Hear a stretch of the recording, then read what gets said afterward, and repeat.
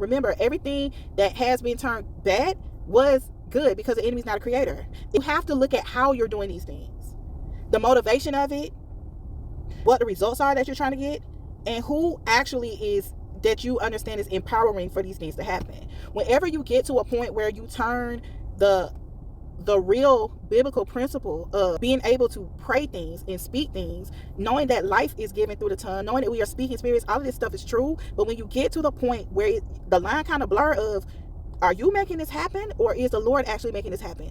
Who told you to pray that? Did you consult the Lord first before you started speaking this thing? Do you even know if that's what he wants for you and you trying to speak on it? That is witchcraft. It's manipulation. It's you trying to use spiritual things to manipulate an outcome that can be against the will of God because he didn't send you to do it and you didn't even ask him if you should do it first. Even if you're using scriptures to do it. I'm gonna move off of that and let me get back onto my main point about this though. When I surrendered my business and finances, which go hand in hand really, to the Lord, the mindsets that led to me servicing structures of the kingdom of darkness that we don't see it as such because it's just the way of life. It's part of our culture. It's part of the world we live in. It's part of America. Servicing debts. That is, I have this bill. I have a debt. I have something that I need to pay for. And that actually does become an idol. The fact of becomes an idol, meaning that that's top priority of what's motivating my decisions. So if I had to decide whether I'm taking this job or not, and this bill is due, it's almost like, duh, I'm taking the job. I need the money to pay this bill. I need the money to do this. I need the money to do that. So what's actually motivating your behaviors here? So it can be kind of complicated, and a lot of people don't think, oh, it don't take that much to be a Christian. It don't take this much. The Lord is not displeased with you for doing that. The Lord is not displeased with you for paying your bills. The Lord is not displeased with you paying your bills. The Lord can be displeased for where that thing sits in your heart, especially if he has given you some instructions, and whether you actually do the instruction is reliant upon this thing. Can the Lord tell you to move your money in a certain way when you know you have a bill coming up that needs to be paid? Does he have the authority in your life to do that? Does the Lord have the authority in your life to tell you to stop working and you don't know what's going to happen next? And the main thing stopping you from obeying is, well, how these bills gonna get paid? How this Lord, I don't want to lose my car. I can't do that because we still gotta eat. I can't do that because it's just certain mindsets that you don't even know until you get to a point of processing that the Lord starts exposing these things like, okay, this is a way of the world and I'm not pleased with it. I'm your provider. And if you're actually, me personally, if you're actually surrendering your business and finances to me and letting me do what's in my will for them, then you gotta submit control. You have to trust that whatever happens next, you're gonna be fine. And I'm in control of what happens next. And I'm the person who told you not to do that. I'm the person who told you to put your money here. I'm the person who told you you can't take that job. I'm the person who told you to quit. I'm the person who told you all of these things that look like you're going to be in a bad situation as it pertains to money. But I can't let, even though money may not be your idol, certain things surrounding money may have a stronghold on your mind, or those things surrounding the way that money works in your life may be an idol to you. I don't want this person, I don't want to seem like I don't have it. I don't want people to think I'm in lack. I don't want, those are all things surrounding money, where you would make decisions based off of those things rather than based off of, Lord, lead me in my finances here. Tell me what to do with them. You're my provider. That means I don't have to go chasing after stuff. And you'll bring it to me. You'll show me what to do. You'll give me instructions. Even when I feel like, again, all my muscles getting tense because everything finna run out. This pot finna run out, Lord. It don't run out. It has run out. This process has been grueling for me. It has been grueling for me. But it's only one way to get you to the other end, y'all. And it'd be a fire in the middle. And the Lord be like, come on, Meshach, Shadrach, Abednego, and you. Let's go get in this fire. And it's crazy. But certain people have certain callings. I'm not going to say that that's everybody's story. Yes, the Lord wants you to be totally dependent on him to be your provider. He does. But as far as there are certain things that people are assigned to do where they have to have that kind of relationship with God and their money. They have to have that kind of dependence and obedience and just submission because of what the Lord is going to have them doing with their money. And before he can have you do it for him, he has to have you practice doing it so y'all can trust each other. So he brought me through a lot of stuff dealing with my money and my business. So I just wanted to say that in a effort, and it's been accomplished for me to fully have now the new created mindsets that I need in order for me to completely trust him with what he's doing as it pertains to finances, and not make moves before him regardless of how scary it looks. And I'm fine. I am perfectly fine. Okay, moving on. So yeah, the Lord was telling me, okay, it's time, but there's still giants in your land that you gotta get over. So after he told me, about the two people in my life, like I had to go ahead and release them, he also told me I had to release my business. And again, like, this is my only means of income. So the thing about it also is that I've been a business owner, I've been entrepreneurial since I was 12, and I've had other businesses, I've had other means of income even during this time after I had quit my job in 2022. And I was still able to pull in money from different places, but the Lord had me stop that too. And he's like, okay, like, no, like, for real, this is your only means of income. And he still had me surrender it more than once to break those things off of me. But this last time he was like, no, like, you're gonna have to surrender this for real. This is the time. You're gonna have to surrender your business. So he gave me the strategy of what to do about my business, as I kept listening for him. And I would say in that, he did start providing for me. I kind of spoke about him. I don't know if I already spoke about this or whether that's upcoming, but him kind of restraining my business to where I was working. Like, I would say one of my busy months in 2025 was I had 16, between orders and events, I had 16 of them on my calendar. He cut me down to maybe doing 2. And I said maybe, like 2 or 3. So like to compare how much I was working and how much I was used to working and grinding to where my obedience led me to a place of rest, because that's where he wanted me to be, a place of, you can't be distracted with work.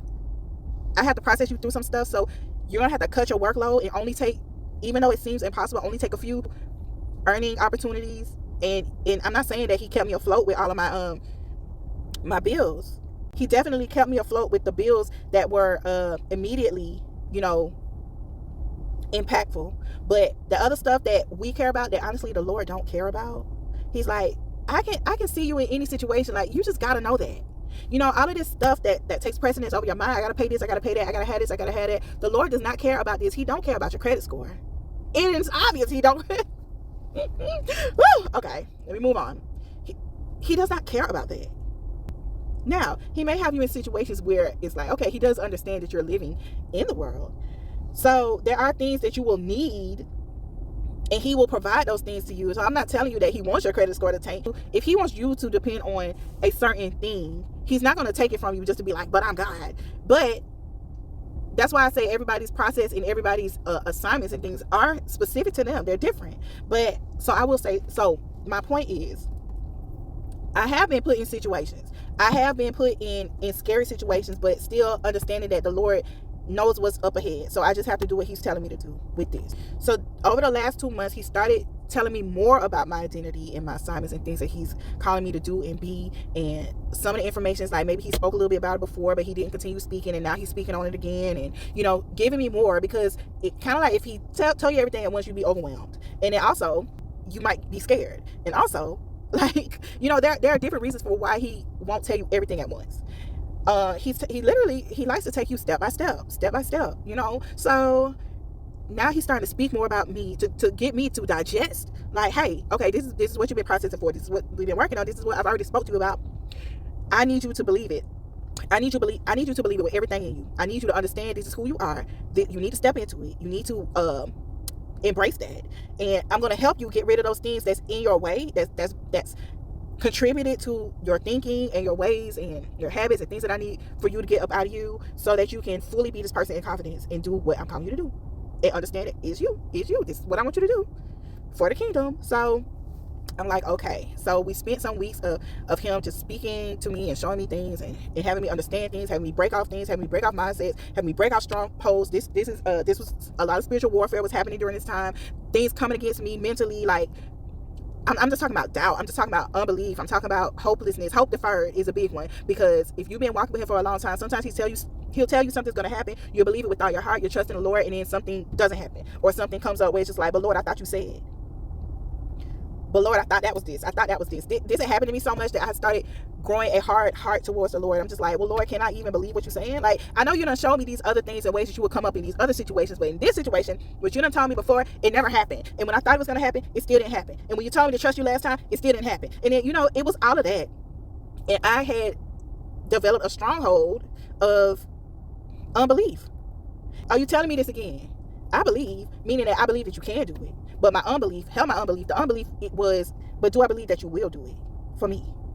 So we had been through all of this, and then he put me through the fire. It's been about 3 weeks now, where it's like, okay, he finally had me get over like the hardness in my heart that I was feeling towards him. I started to feel like I had to protect myself from him in this situation, because it was like, I know you said before, I know it, but Lord, like, are you playing games with me? Like, I don't even want it now. Like, no, I do want it. But no, I just started feeling so hard about it. And he had to undo some stuff in me. He had to make me soften my heart and believe again. So here's what happened. I actually believed again, y'all. 3 weeks ago, I believed again. It's this specific promise. And like other promises are attached to this promise. So I believed again. The Lord pulled me through this thing again. And I let my guards completely down. And guess what happened? It didn't happen. It didn't happen again. Do y'all know how horrible I felt? I didn't even want to talk to God. And I love talking to God. I talk to him all day, every day. I'm again constantly in prayer. Like, my mind is on him all the time. And after this happened, I was just like, you know what, Lord, I just pray I don't die in my sleep tonight. Like, I started being so, like, y'all, so weird. I'm like, if you hear me out there, Lord, knowing good and well, I knew he heard me. I knew he was here. That's something like, we've been through so much that there's no way that I'm even doubting this, but I'm so upset and in my emotions that's how I'm coming to him now. If you hear me, Lord, if you will, please help me make it through the night and protect me. But I don't want to talk to you about what just happened. I'm mad and my feelings are hurt and I'm disappointed. And that disappointment can grow into more things. But again, the Lord creates circumstances so that you can see what's going on. And because, like you may know, it's not the enemy against the Lord. The Lord uses the enemy, and the enemy will do what the Lord allows him to do to help fix you. And it don't be feeling good, but the purpose is to change you. So I do know that if I stay in this place, it creates an open door for the enemy to come in and be like, you know what, you don't need to talk to God.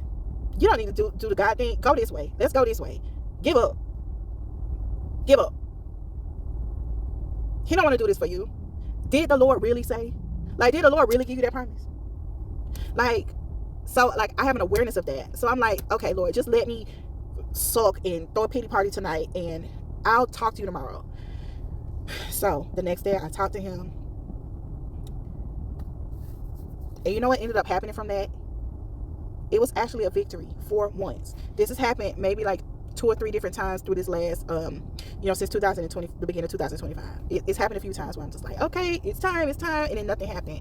For the first time, y'all, I overcame my feelings about it.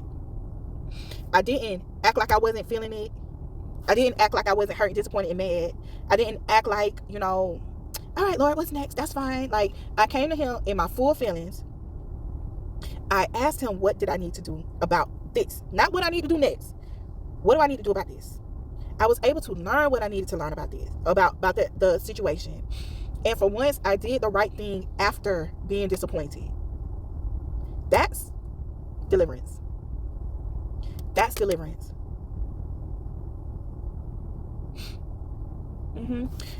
During this, right before this had happened, he had started me doing a specific prayer,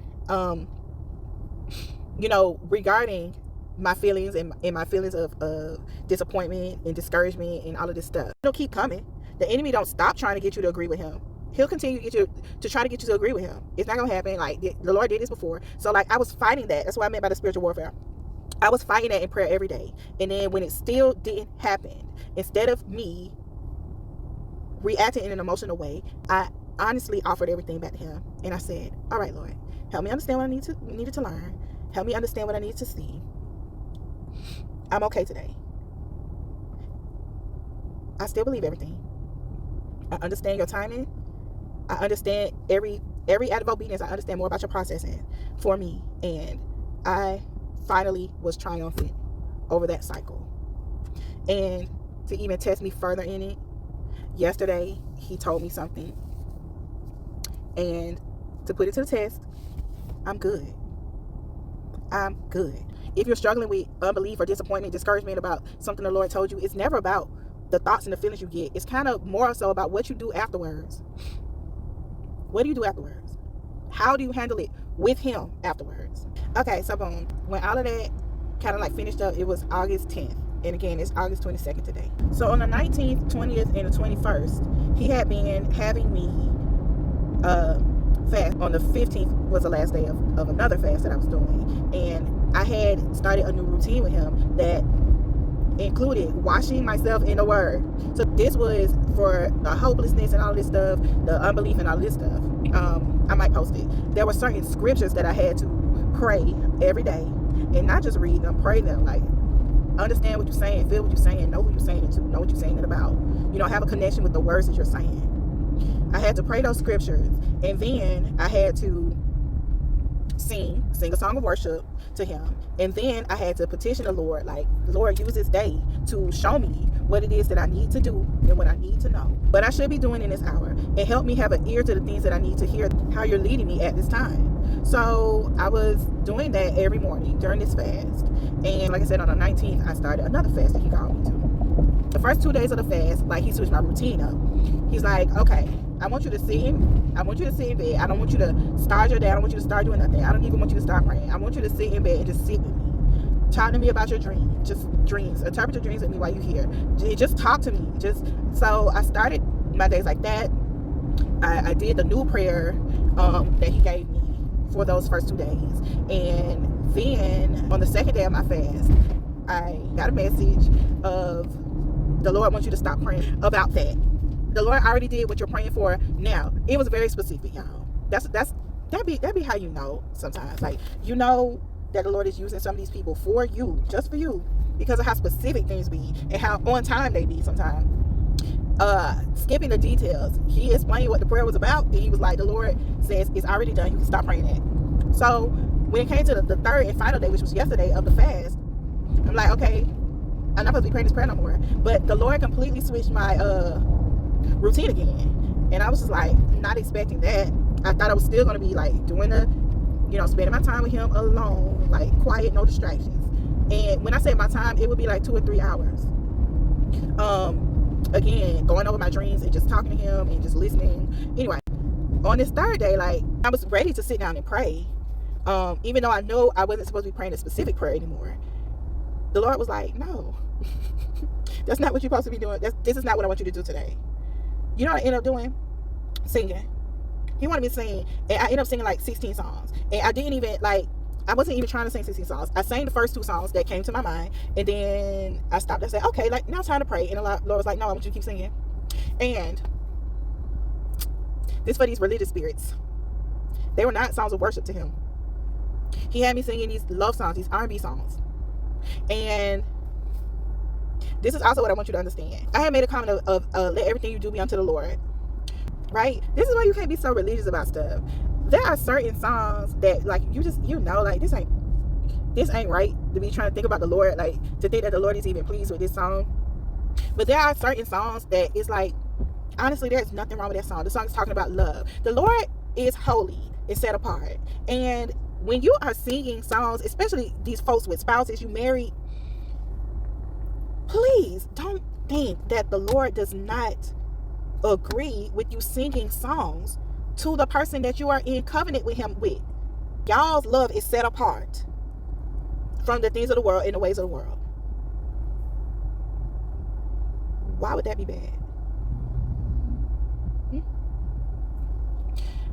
I really kind of realized this at one time, and I had talked to him about it. There's a song I don't even really like that much, but I had started singing it, like, it was in my head one day, and just kind of naturally, because I love the Lord, one of the words was girl, and then I said Lord, and I said, oh, this feels right. It felt right, because I knew who I was singing about, who I was singing to. Song is a man singing to a woman, but those words are so befitting to the Lord. Like, I felt it, and I just said it that way when a song was in my mind. So my point here is, I do believe that songs of love to a person you love. For God, if it's holy, it's set apart for the purpose of the Lord. And I would believe that if you are married and living your life in the ways of the Lord, then that describes your marriage. There is no reason why you should feel like you can't sing songs of love to the person you love and are in covenant with, as it pertains to a holy love, a love that is set apart for his purposes. Anyway, so song after song, I'm like, okay, Lord, certainly I'm done singing now. I tried to stop singing more than once, and I'm like, no, it ended up being 16 songs. And that is how I spent my morning with him. And there was this one song, I'm gonna put it in the comments, but it's so beautiful. It's by Brian McKnight, and I just love this song. But like the words, like, yeah, it can make you think of the person that you love. It can make you think of your Lord as well. I want to say there are certain things that we be so wrapped up about in the Christian community. Like, y'all, I promise you the Lord don't feel the same way about certain things. Certain things, okay. For you, God, my only desire is you. Baby, I'm so on fire for you. It's not hard to believe I love you. But anyway, I love that song so much. Sit and think about the words. It can help you just understand, like, that's the love of the Lord. It can't compare. It's not on the same tier, but it's the same kind of love that the Lord gives you for your earthly love. The person he wants you to spend the rest of your life with here, you know, if he intends marriage for you. So later on that day, I was vacuuming, and I just remembered months ago he had told me the walls of Jericho, and I had made a note of it, and I didn't know what he was talking about. But while I was vacuuming, it came back to me. So I believe that, I feel like that was a reflection of why things switched up on me on the last day of my fast, where it was like, okay, you was doing this, but the last day I'm gonna have you singing instead of praying with me, and you're doing that. And I was just like, oh, the walls of Jericho. Okay. Well, anyway, so this is my stone. I'm done kind of like catching up on the things that's been happening with me. Specifically, I just wanted to talk about the last 2 months. I don't know what the Lord finna do, but he told me to record this message as a stone, as a memorial, something I can look back to, go back on. Part of my documented testimony. I don't know what's around the corner. Today is the first day that I'm finna go eat, and y'all be well. Y'all be well. I'll see you soon.